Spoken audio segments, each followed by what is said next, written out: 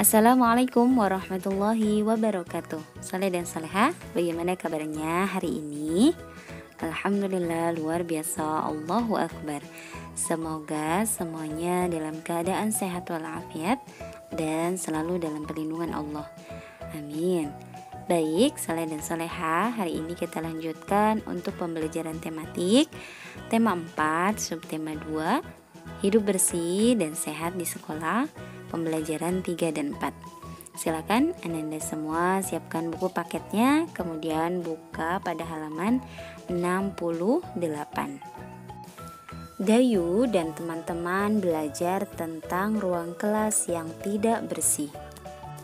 Dengarkan teks percakapan antara guru, Dayu, dan teman-temannya.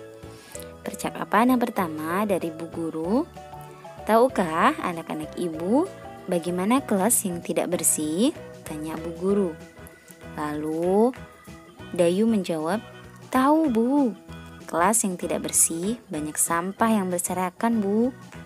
Lalu, benar Bu, kelas yang tidak bersih juga banyak kuman Bu.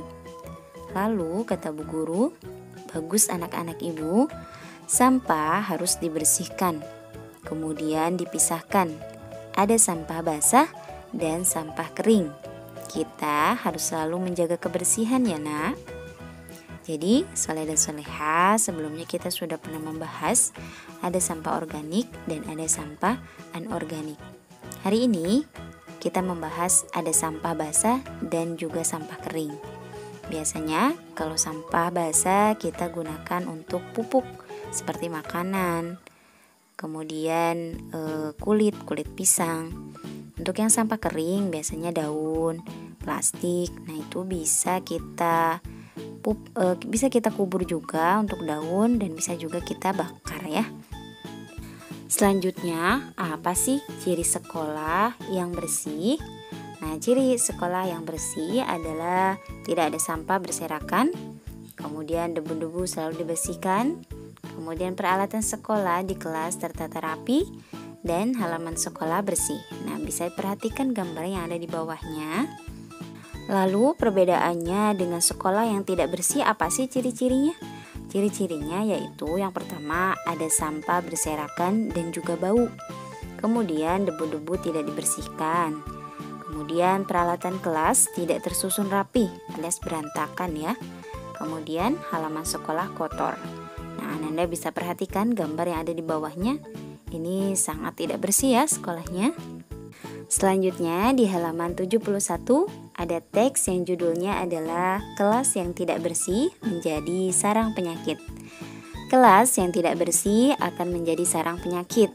Debu dan sampah mengandung kuman. Kelas juga akan menjadi sarang nyamuk. Penghuni kelas akan terserang macam-macam penyakit, misalnya batuk, flu, dan demam berdarah. Menjaga kebersihan kelas menjadi tanggung jawab bersama. Guru dan siswa harus sama-sama menjaganya. Jika ada yang membuang sampah sembarangan, harus segera diingatkan. Dengan sikap seperti itu, kebersihan kelas akan terjaga. Penyakit pun tidak akan bersarang. Nah, Saleh-Salehah, mau nggak ke sekolah kita atau kelas kita nih nanti kalau sudah masuk bersih, tidak menjadi sarang penyakit? Pasti mau ya. Makanya nanti kalau kita sekolah, kalau kita kembali ke kelas belajarnya, kita harus menjaga kebersihan kelas dan kebersihan sekolah. Selanjutnya, Anda semua masih ingat tidak apa itu bangun datar? Lalu bangun datar itu ada apa saja nih? Nah, betul, bangun datar itu bangun yang memiliki sisi, sudut, dan juga titik sudut. Lalu bentuknya apa aja?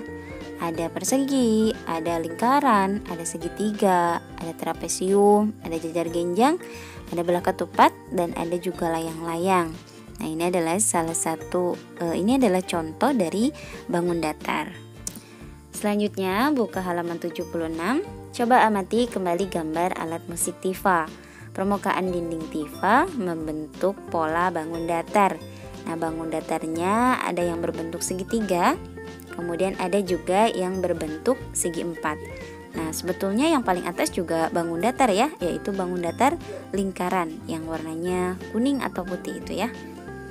Nah, selanjutnya yang bawahnya, amati gambar di bawah dengan teliti.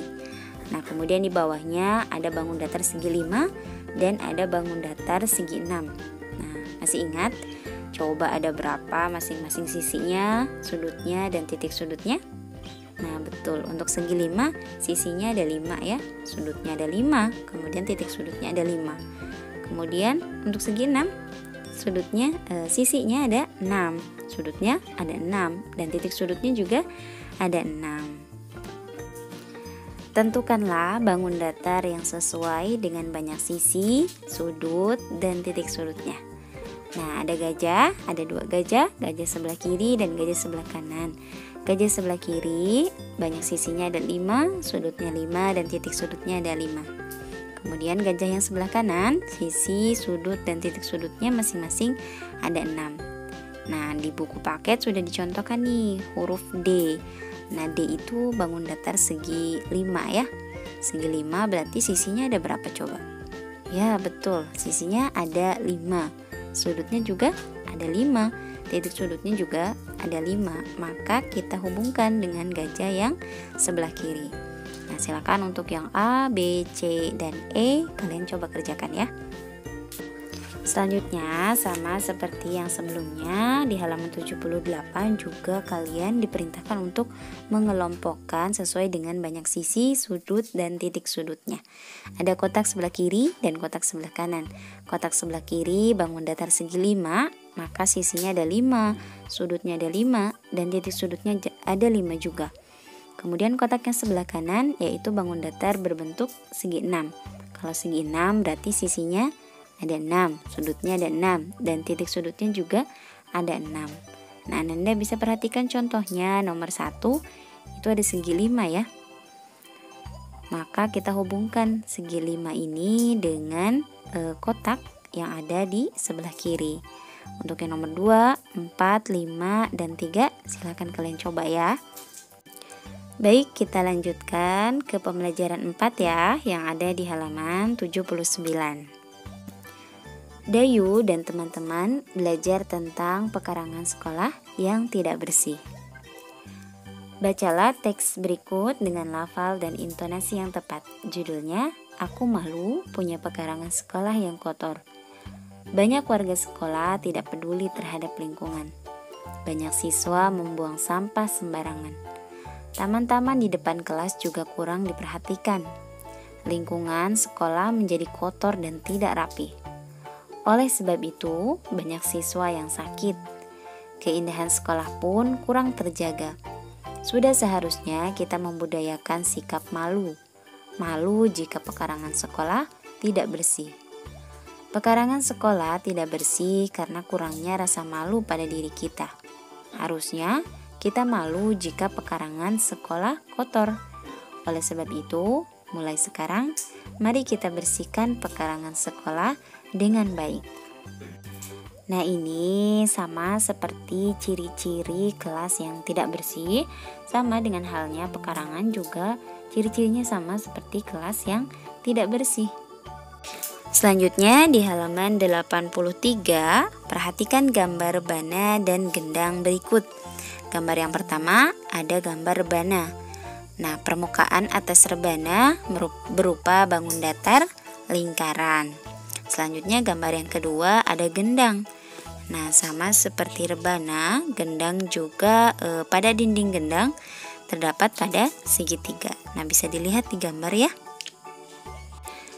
Pada dinding gendang terdapat pola segitiga. 2 atau lebih bangun datar dapat disusun, susunan membentuk pola tertentu. Amati pola bangun datar berikut. Nah, ini ada 3 kotak. Kita akan coba menyusun bangun datar sesuai dengan polanya ya. Kotak yang pertama ada bangun datar lingkaran, kemudian segitiga, lingkaran lagi, segitiga, lingkaran lagi, segitiga, lingkaran, segitiga. Jadi urutannya lingkaran, segitiga, lingkaran, segitiga, lingkaran, segitiga, begitu seterusnya. Kemudian kotak yang kedua. Nah, di kotak yang kedua lingkarannya 2 kali, lingkaran, lingkaran, kemudian segitiga, segitiga, kemudian lingkaran lagi 2 kali, kemudian segitiga lagi 2 kali. Begitu juga seterusnya. Selanjutnya yang kotak yang ketiga, yang pertama ada segitiga 1 kali, kemudian lingkaran, lingkaran 2 kali, setelah itu segitiga lagi, setelah itu lingkaran lagi 2 kali, segitiga, kemudian lingkaran 2 kali lagi. Begitu juga seterusnya. Ini sangat mudah ya. Nah, silakan yang di bawahnya tentukan bentuk bangun datar selanjutnya sesuai dengan pola-pola berikut. Nah, silakan ada nomor 1 sampai dengan nomor 5. Kalian coba untuk mengerjakannya ya. Baik, saleh dan saleha, itu saja untuk pembelajaran tematik hari ini. Semoga materi yang Butari sampaikan hari ini dan Butari jelaskan Anda semua dapat memahaminya ya. Tetap semangat belajarnya, silakan kalian kerjakan tugas sesuai yang diperintahkan oleh Butari tadi. Kemudian jangan lupa untuk jaga kesehatan dan sholat 5 waktunya ya. Baik, kita tutup pembelajaran hari ini dengan membaca kifaratul majlis. Subhanakallahumma wa bihamdika asyhadu an la ilaha illa anta astaghfiruka wa atubu ilaik. Terima kasih. Assalamualaikum warahmatullahi wabarakatuh.